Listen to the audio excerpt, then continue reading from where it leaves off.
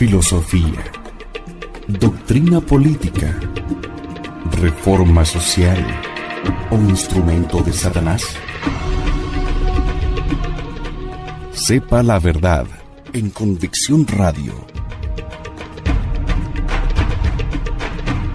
Barbarie comunista, la herejía contra Dios. En Convicción Radio.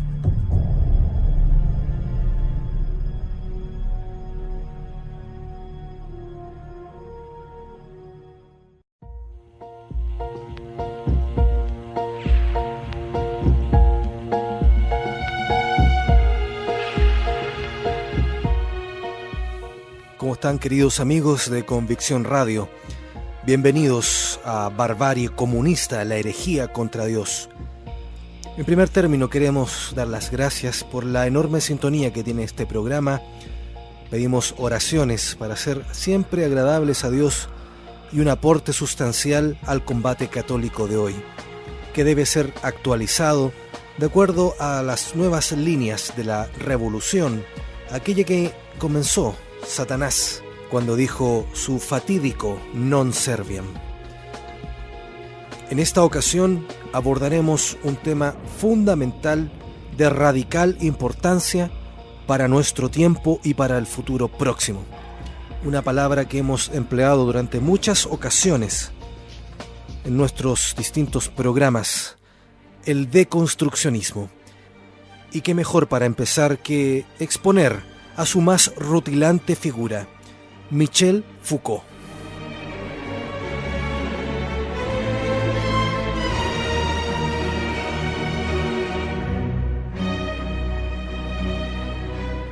Siguiendo en la estrategia de hegemonía ideológica como base del poder político de Antonio Gramsci, considerando la evolución del marxismo con Louis Althusser y fuertemente ligado con el maoísmo, el francés Michel Foucault, nacido en 1926 y muerto en 1984, y elaborando su filosofía a partir de los sofistas griegos, más Nietzsche, Heidegger, Freud, Marx y Wittgenstein, entre otros, desarrolló un discurso ideológico sobre el poder y su deconstrucción, constituyendo un curso de acción estratégica para la radical lucha político-revolucionaria.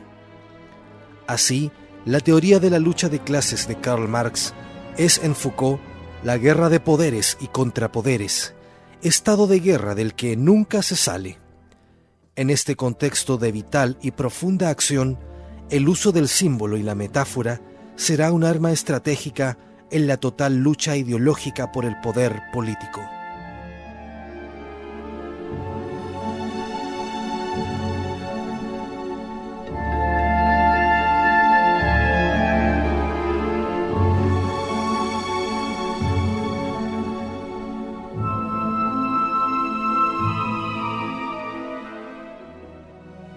Michel Foucault propone una arqueología de las ciencias humanas, entendiéndola como tipo de historicidad que luego vinculará con la genealogía del poder.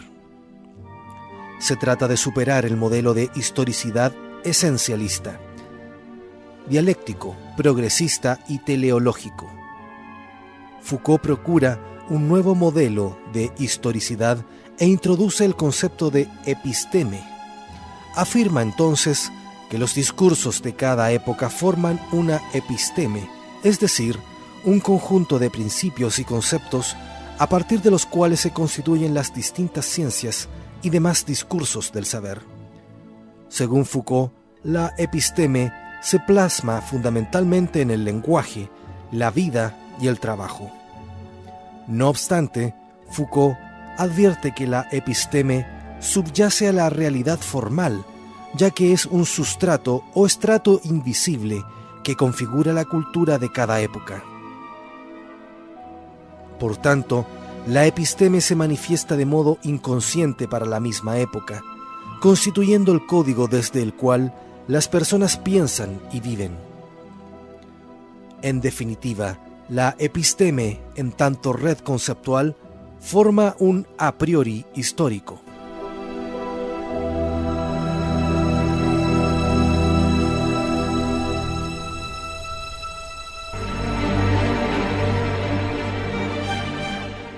De esta forma, si en una época la episteme o capa geológica dominante es desplazada y sustituida a raíz de la introducción y desarrollo de nuevos principios, de hecho se crea una nueva estructura del saber y por extensión una nueva estructura de poder. Así, el proceso de constitución y desarrollo de la nueva episteme va deconstruyendo la episteme dominante. Es de esta forma como se inaugura una nueva episteme, vale decir, una nueva cultura y una nueva época. Además, conforme a Foucault, las epistemes no se suceden de modo continuo o gradual, sino a partir de brechas o discontinuidades. Como se ha indicado, la arqueología de Foucault subraya las discontinuidades o cortes que se producen en la historia del saber, no dándose una transición gradual de una episteme a otra. Foucault afirma que hay una revolución que desplaza las viejas verdades y las sustituye por otras nuevas. A diferencia de Thomas Kuhn, quien también desarrolla una teoría discontinuista de la historia del saber, la revolución en el a priori histórico no se refiere a una sola ciencia, son al conjunto del saber. Foucault rechaza las mediaciones o influencias de ideas seminales, afirmando que es a partir de las diferencias que se constituye la nueva episteme. Precisamente, siguiendo a Gaston Bachelard con sus cortes epistemológicos y a George Canguilhem en los desplazamientos y transformaciones de conceptos, Foucault proclama el valor y significado estratégico de todos los fenómenos de ruptura, a partir de los cuales se inicia una nueva forma de pensar. Le pido al señor auditor que conserve esta idea, el significado y valor estratégico de todos los fenómenos de ruptura. Tenemos múltiples ejemplos de este tipo en los últimos 30 años, y a partir de los cuales se inicia una nueva forma de pensar.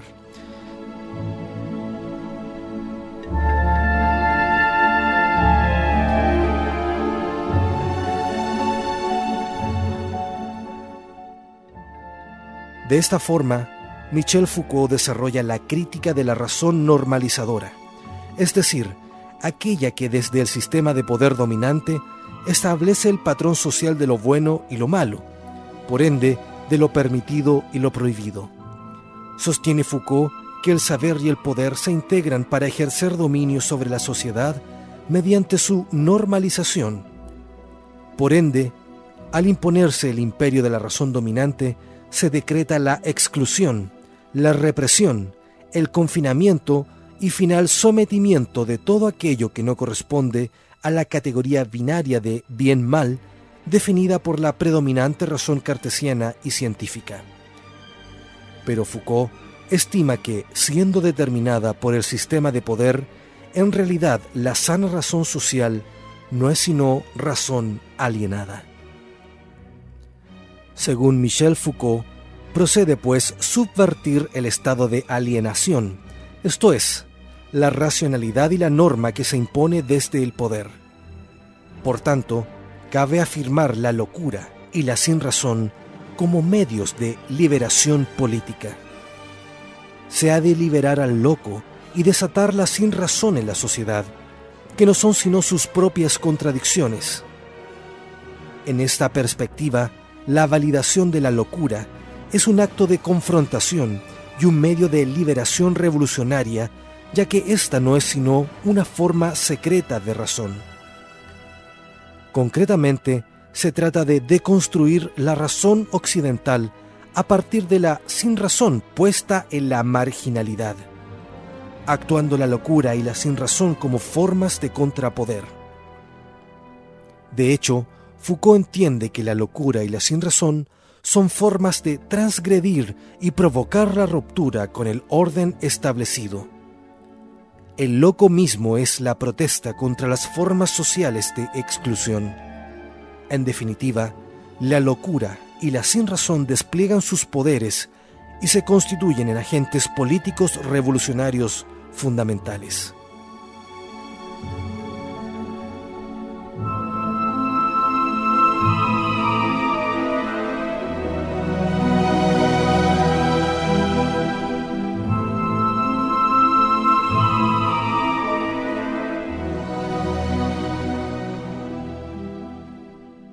Foucault ataca, por tanto, la episteme clásica del orden con sus clasificaciones basadas en la idea de la representación. En consecuencia, la idea de representación cederá su lugar a la cosa en sí, concebida desde el sistema de relaciones que la constituye, modificándose la historia del saber contemporáneo. En esto tiene una influencia el estructuralismo visto en capítulos anteriores. El lenguaje ya no será pensado desde la categoría de la representación, sino en cuanto a actividad y sistema que es expresión de la vida de un pueblo, ligado a la historicidad que es mero uso. Del mismo modo, al conocimiento no se llegará ya por la especulación, sino por la indagación de las obras mismas en que se ha materializado el conocimiento. Por tanto, la verdad solo se conoce a partir de lo que se hace. Foucault sostendrá que el conocimiento se aprecia según sus raíces sociales, históricas y económicas que se forman en el interior de las relaciones que se entretejen entre los hombres. En esta misma perspectiva, Foucault concibe un a priori histórico sin sujeto, implicando la idea de la muerte del hombre o antihumanismo.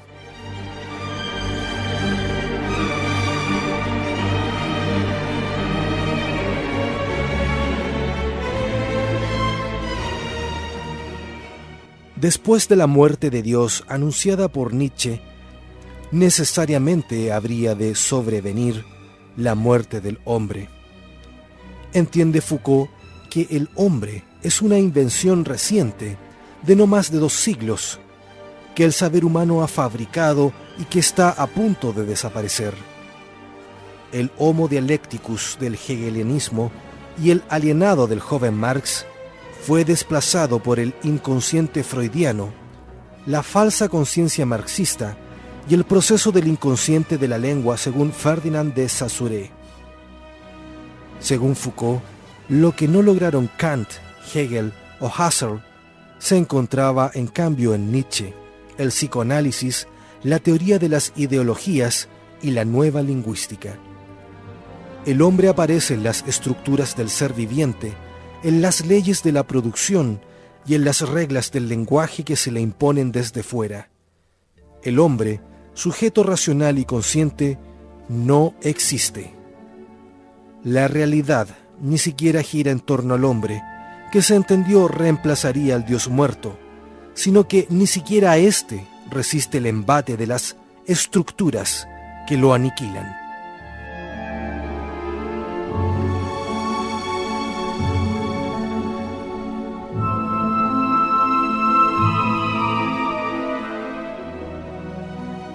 Si a lo largo de la época moderna el conocimiento estuvo fundado sobre el sujeto, el pensamiento de Foucault implica la anulación del sujeto y la muerte del hombre.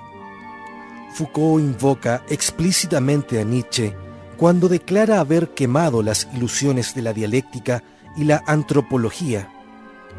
Implica la muerte de lo infinito de la vida, quedando ésta como expresión de lo finito infinito, que permite caminar, según Foucault, hacia la plenitud de lo posible, que en realidad constituye el fin de la historia. Precisa Foucault que la filosofía no es un cielo de ideas eternas, es decir, un contraplatonismo, pero tampoco es un saber histórico, es decir, una contradialéctica. El pensamiento es intempestivo, ya que surge de un momento y en forma inactual, es decir, fuera de los valores en curso. Por tanto, cuestionar con Nietzsche la voluntad de verdad es rechazar el motivo común de la epistemología cartesiana y la historiografía escatológica hegeliana. El nietzscheanismo desea abandonar el esfuerzo por la objetividad y la intuición de que la verdad es una. Siguiendo a Nietzsche, se trata de determinar la historia efectiva.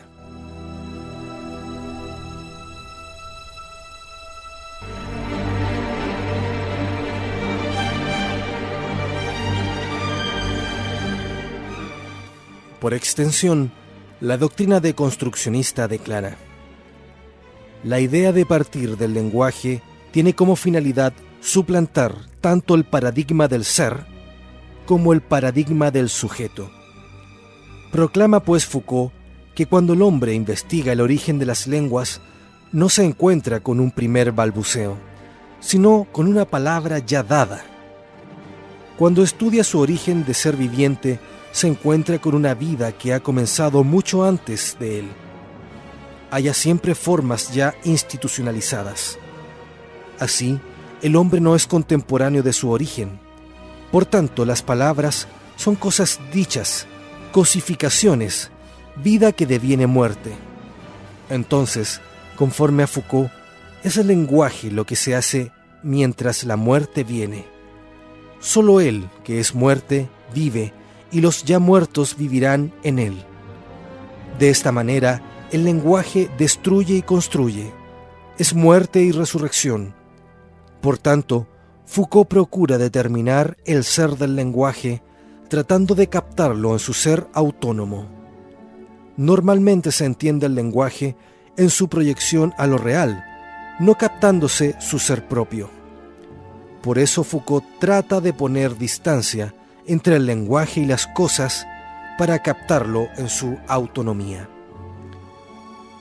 Advierte pues Foucault la fuerza desdobladora de las palabras, es decir, el nuevo sentido en las palabras, lo tropológico. La conversión producida se denomina tropos, concibiéndose este modo de lenguaje como girado sobre sí mismo. Señala Foucault que si las palabras tuvieran perfecta adherencia a las cosas que normalmente se les atribuye, debiera haber una palabra para cada cosa y cada cosa ser designada por un solo nombre.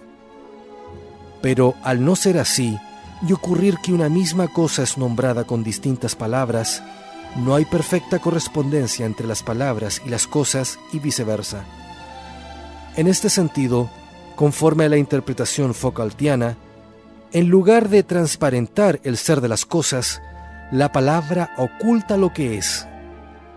Las palabras actúan como el doblaje de las máscaras por encima del rostro.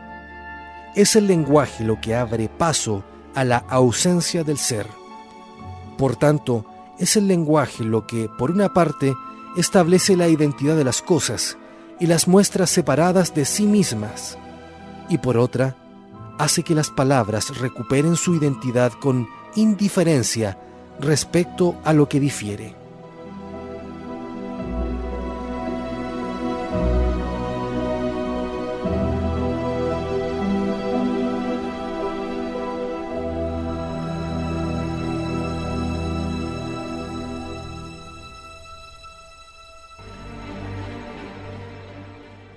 Así, el lenguaje es un círculo o juego de identidades, que no deja de ser un juego de espejos. La mismidad de las cosas es otra en las palabras. De esta forma, el lenguaje es un juego de azar, opuesto a la finalidad. No hay un telos o un fin predeterminado. De esta forma, en el molino interminable de la palabra, las palabras ya están allí, pero antes de hablar, no hay nada. Entonces, es sólo a partir del acontecimiento del lenguaje que se forman los objetos del mundo. El lenguaje es, pues, el acontecimiento primero. Antes del lenguaje todo es oscuridad. El lenguaje se desarrolla a partir de sí mismo. Se trata de romper y superar la unidad entre la palabra y el mundo. Si las palabras prestan su voz a las cosas, manifestando sus visibilidades y desdoblando el ser en su no ser, el lenguaje se desliza sobre la superficie de las cosas, haciendo por reduplicación de lo visible que las cosas sean nuevamente visibles. El lenguaje es el intersticio por el cual el ser y doble están unidos y separados.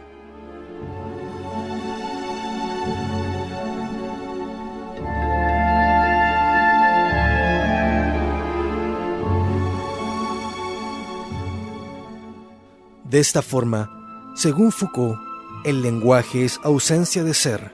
En sus interminables juegos se encuentran más bien semejanzas y desemejanzas, oposiciones y analogías, identidades y diferencias, todo lo cual no hace sino esfumar el ser. Si el lenguaje repitiera el ser, sería inútil porque es un lenguaje tautológico. Entonces, puesto que no se puede repetir el ser, no hay más que repetir indefinidamente el discurso. El lenguaje se convierte en un laberinto en el que ya no es el ser de las cosas lo que se dice, sino el ser del lenguaje. El lenguaje se dice a sí mismo. El lenguaje es carencia de ser, pero en ese vacío existe el hombre mismo. En definitiva, el ser del lenguaje es el discurso. Más que poner al descubierto la realidad de las cosas, el lenguaje se pone en evidencia a sí mismo. Por lo tanto, no se posee el lenguaje, sino que es una estructura que sobrepasa al hombre. Michel Foucault pasa entonces del discurso del método al método del discurso. En Foucault, el discurso no es una cadena de razonamientos lógicos, ya que está formado por enunciados, que a su vez son una formación de signos y tienen un campo asociado. El discurso tiene pues una existencia material, texto escrito, discurso hablado, gráfica pintada, etc., y está sometido a parámetros espaciotemporales, pero a la vez es espacio de coexistencia de relaciones que constituyen una misma formación discursiva y que determinan una episteme. Al modelo teleológico de la razón, expuesto en series lineales que siguen una evolución progresiva hasta su ulterior planificación en un modelo ideal, Foucault opone la existencia de espacios de coexistencia de formulaciones discursivas dentro de un estrato del saber. Aún más, el discurso funciona como el a priori en relación con todo el ámbito del saber humano. Y es un a priori histórico, porque cada época tiene su propia episteme.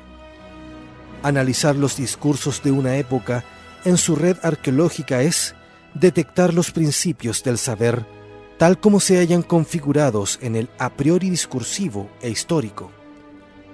De este modo, lo visible funciona como aspecto receptivo y el poder funciona como el factor explicativo. El poder es explicativo porque es el poder el que hace hablar y hace ver. Así entonces, ya no se trata de la inmanencia del orden discursivo, sino del efecto práctico del discurso en la vida social. Según Foucault, la práctica social y política está mediada por el discurso. Ya Gorgias de Leontini insistía en que la palabra no dice el ser. El discurso vale como retórica, esto es, como efecto que el hablante quiere suscitar en el oyente. No es desde la verdad como debe ser analizado el discurso, sino desde el lado político y pragmático. Por ende, el discurso es instrumento de poder, pero también meta y fin de la lucha. El discurso debe darse, pues, desde la no verdad.